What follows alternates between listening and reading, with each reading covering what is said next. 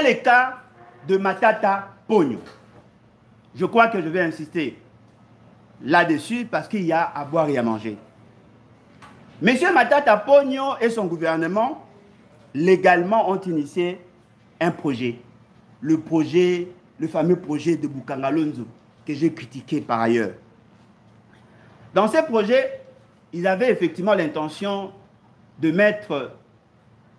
d'injecter 400 et quelques millions de dollars pour des projets dans le sens de la production agro-industrielle.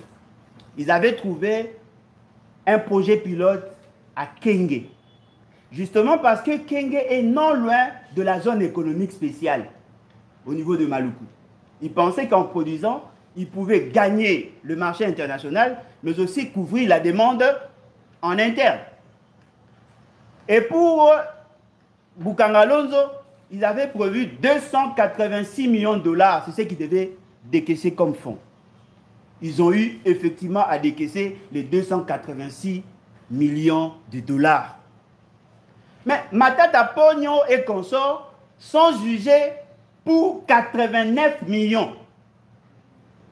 89 millions. Ce n'est pas pour les 286 millions. 89 millions.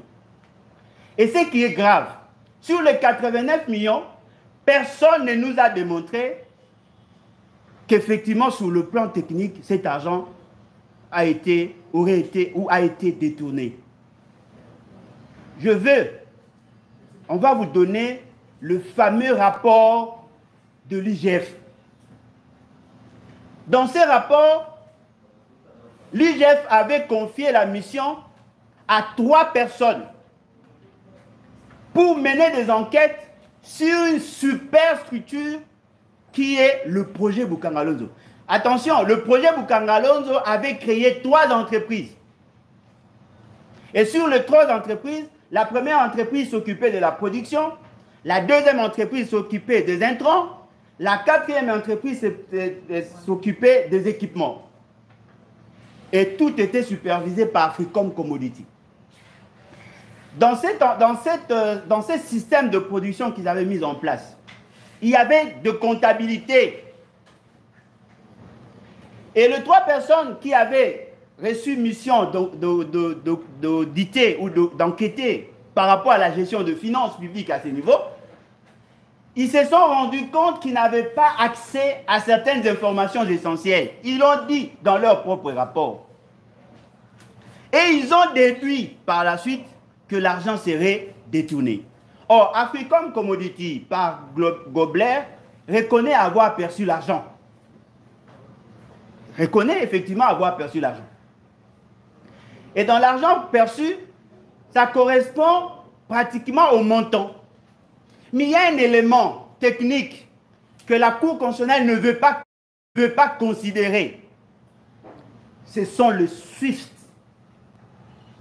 Parce que généralement, lorsqu'on effectue des opérations financières, et surtout par voie bancaire, il y a des frais bancaires à payer, n'est-ce pas? Dans ces frais bancaires, il n'y a pas que le frais que l'on paie à la banque.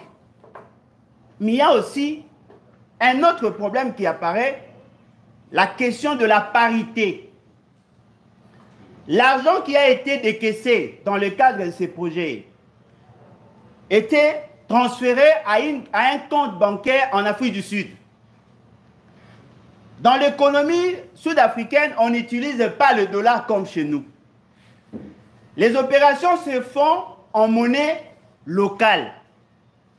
Mais lorsqu'on fait les transferts d'un compte congolais vers le compte sud-africain, il y a de frais à payer. Non seulement le frais bancaire, mais il y a aussi le cas de parité, le cas de taux d'échange. Parce que nous n'appliquons pas le même taux. Et lorsqu'on fait ces transferts, il y a une quantité d'argent qui se perd dans ces opérations. Je prends un cas.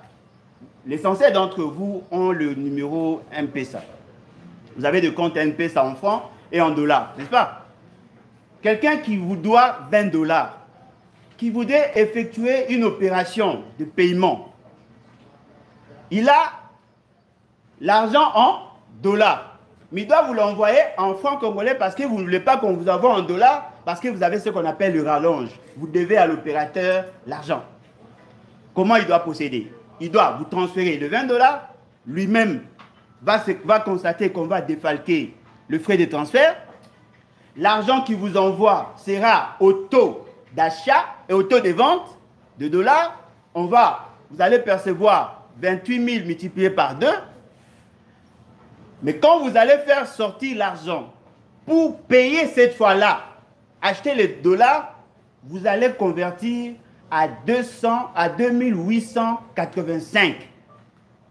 C'est-à-dire que dans ces opérations, il y a les frais à payer. Et je crois que tout le monde comprend ça. C'est ce qui s'est passé avec le fameux projet de Boukangalonzo.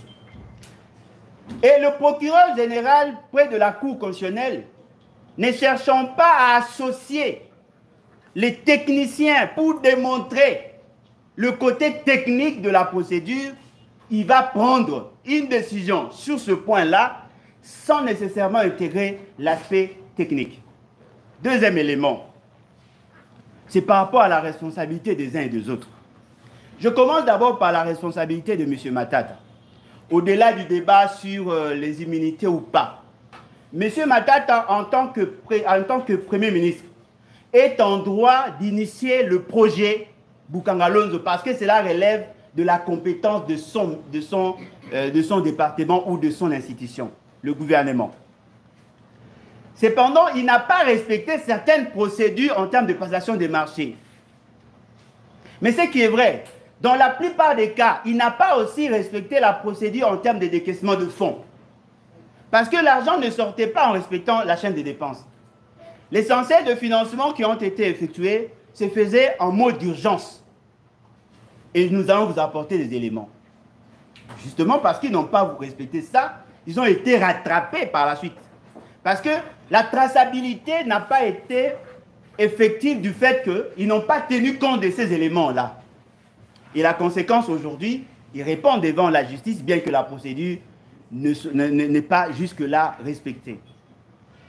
Deuxième élément, le gouverneur de la Banque centrale. C'est là où maintenant nous fustigeons le comportement du juge ou le comportement du procureur.